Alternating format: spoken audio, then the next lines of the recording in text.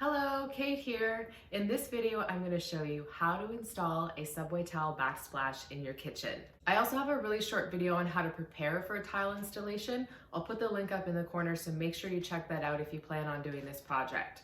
Before we get started, here's a list of tools and materials you'll need for this project.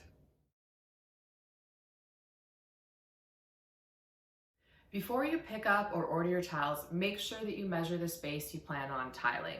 So get your total square footage and then add another 10 to 15% to make room for error, because error does happen. Here's how I calculated the square footage I needed.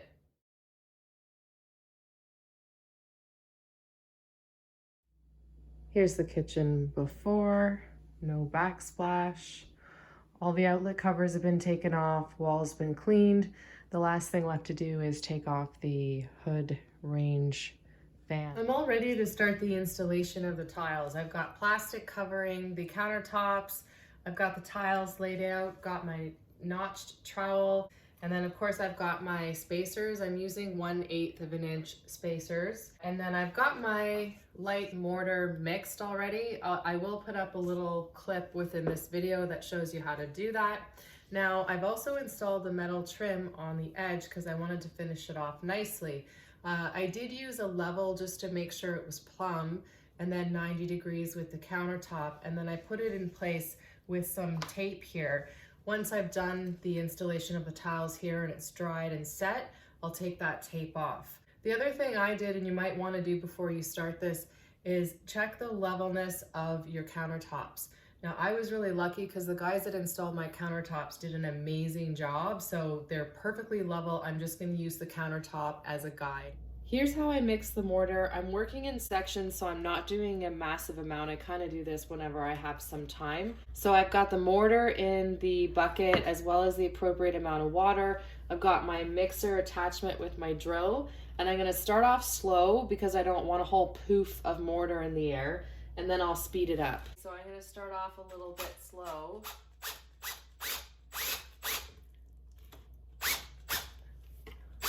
Might want to hold the bucket.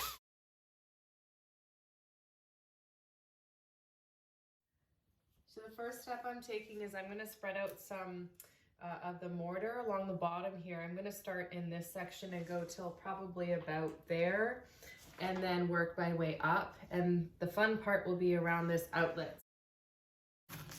I just want to make sure I get it covered properly, and then I'll go over it with the notched trowel.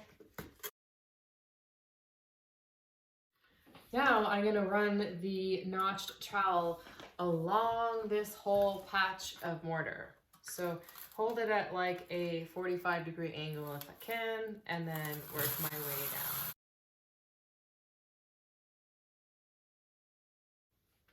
Now I'm going to get my first tile, which is a solid 3x6, just straight up ceramic white tile. Just put a little tiny bit of the mortar on the back, just like a little bit, and then place it here in the first spot right there.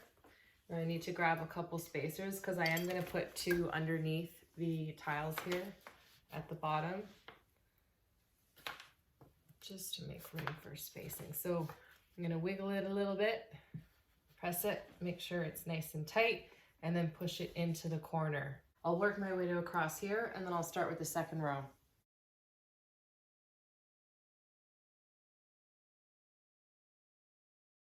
But before I go to the second row, I'm just gonna make sure that this is level, that my line is level. Looks pretty good. For the second row, to get that subway tile look, I've cut one piece in half, so I'm gonna start it off there, and then it's gonna be finishing off in the center of each of these tiles moving forward.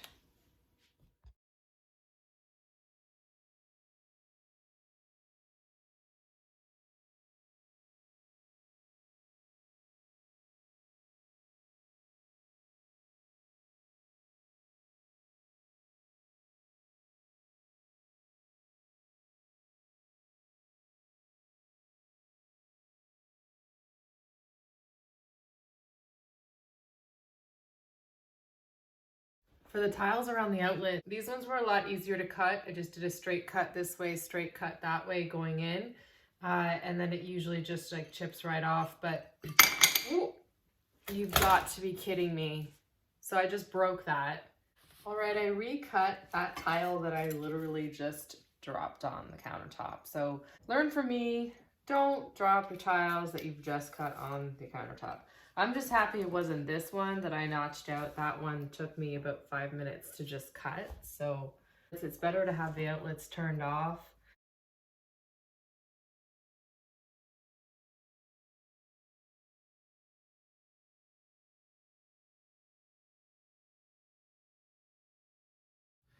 So this is the wet tile saw that I'm using. It's pretty ancient, but I gotta say they don't make them like they used to. It still works really well. I did have to replace the blade because I've done a few floors and shower tiles, shower walls, I should say, with this thing. So I replaced the blade and then the water sits underneath it. And what happens is as the blade spins, the water keeps it cool so it doesn't chip your tiles. Key before you start your project, if it's a lot of tiles, just replace your blade if it's an old one like this one. And make sure your water is, your water bucket or pan underneath is full.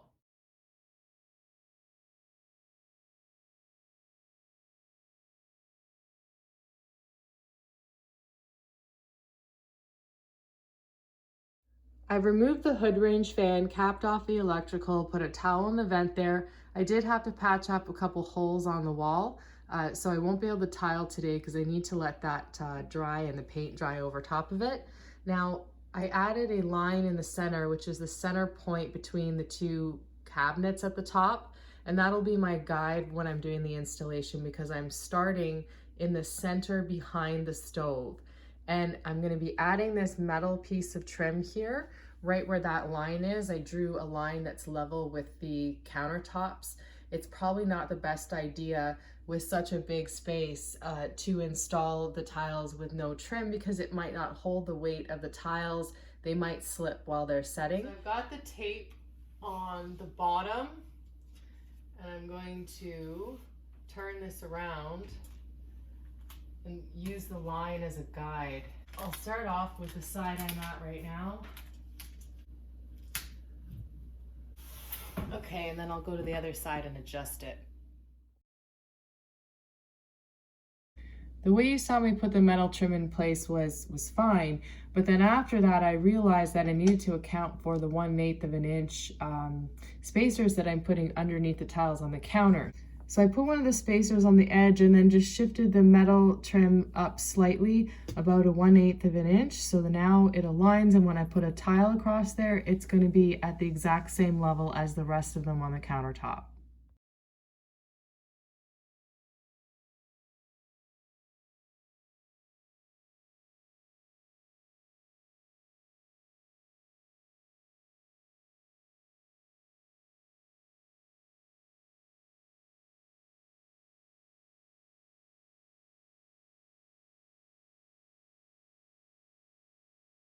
Okay, I finished up the sides right around the countertops, and now I'm going to be working on behind the hood range fan and behind the stove.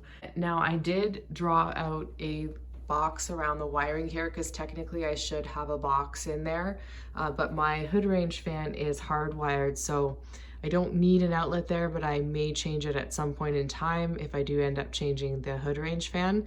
But for now, I'm just not going to tile past those lines, and then I can put an electrical box in there, or at least just a box for the wire so that it's to code. One tip I want to give you is if you're pressing down one of the tiles and some of the mortar kind of pops out in between, just take one of the spacers and kind of run it along, run it along there, and then usually what I do with these ones is pop them into a little bucket of water. I have like a little thing of water, and then I use a different spacer in that place, but just gets rid of some of that excess mortar.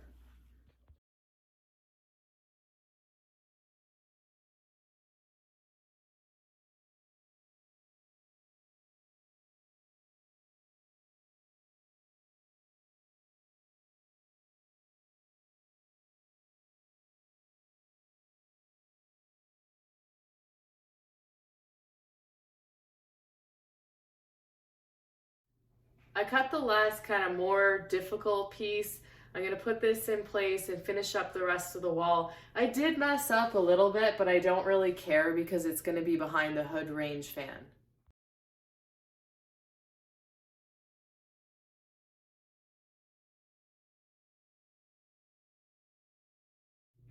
Okay, once the mortar is all set, you can start taking out the spacers.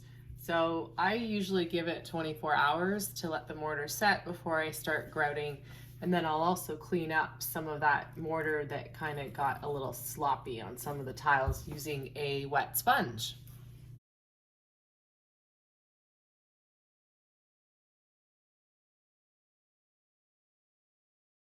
With all the spacers removed, I can now clean up the tiles. So all that requires is a damp sponge. I've got a little bucket of water here and I'm just gonna kind of run it along all of the lines, make sure that the tiles are clean. The mortar, after a couple, scrubs back and forth, it should kind of come off the tile portion of it. If you have big clumps of the mortar in between some of the spaces, you can run kind of like a putty knife or something very gently in between to kind of break it up a little bit. Now that I've cleaned up the tiles, there's no mortar on the tops of the tiles or on the sides, I'm ready to apply the grout. Now, I already put a little bit on the edges here so I can focus on this region here. And I'll be applying the plain old white grout, just trying to keep it simple, with a grout floater. And then I'll be going over it once I put the grout in between the tiles with a nice big damp sponge. One thing to note is that when you mix the grout, you want to let it sit for about 15 to 30 minutes. So I've got a little bit on here. I'm just applying it. For the vertical ones, you want to kind of go left to right. Make sure that you get the grout right in there. For the horizontal ones, you want to kind of go down and then go up as well. Again, it's just to make sure that you're filling those gaps there between the tiles. And then once you've applied it, you just scrape this across, get any excess off, but you will go over that again with a sponge.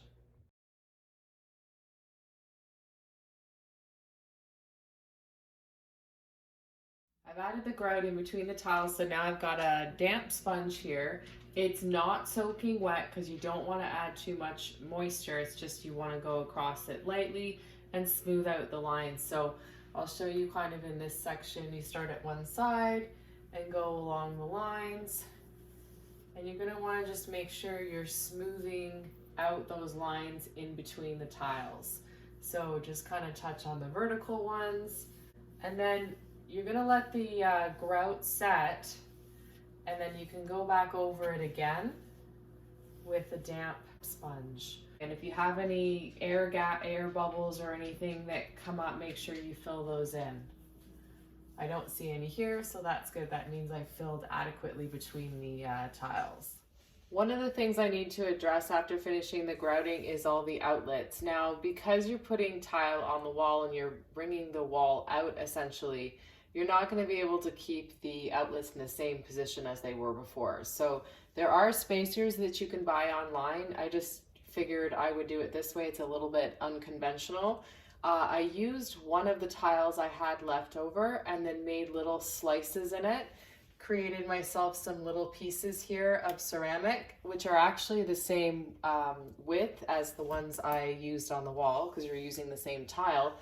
And I just put them behind the outlet on the outside here so it pops out just a little bit. Now the one thing that you want to do if you are putting the ceramic pieces behind the outlet, you just want to make sure you avoid the two holes that you'll need for the faceplate to go into the outlets. Now I'm just going to put the faceplate on and I'll show you what I mean. Using pieces of the tiles was perfect because it actually brought the outlet out the perfect amount. So that works really well. It's something to do versus buying the spacers online. Once the grout is all dried and set, it's a good idea to seal the grout with a grout sealer, especially behind areas like the stove and the sink. Now, every grout sealer is going to be slightly different, so follow the instructions on the sealant that you buy. Now, to apply the sealant I have here, I'm using a lean paintbrush just so I can target certain areas and I'm not wasting sealant on the tiles essentially. So I'm going to start off by just dipping the brush into the sealant And then I'm going to go along all of the grout lines, and you'll probably have to keep going back every now and then to get a sealant refill.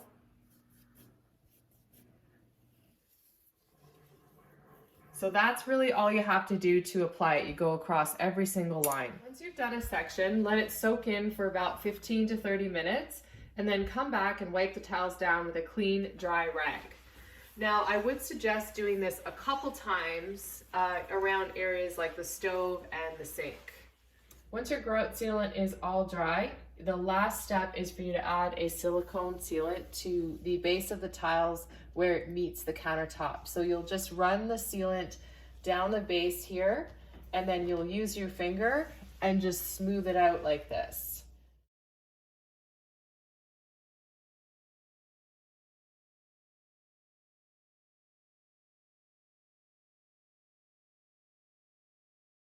I hope you found this video helpful. If you did, make sure you hit that subscribe button down there. You can also follow me on Instagram at KDA_designs. Thank you for watching.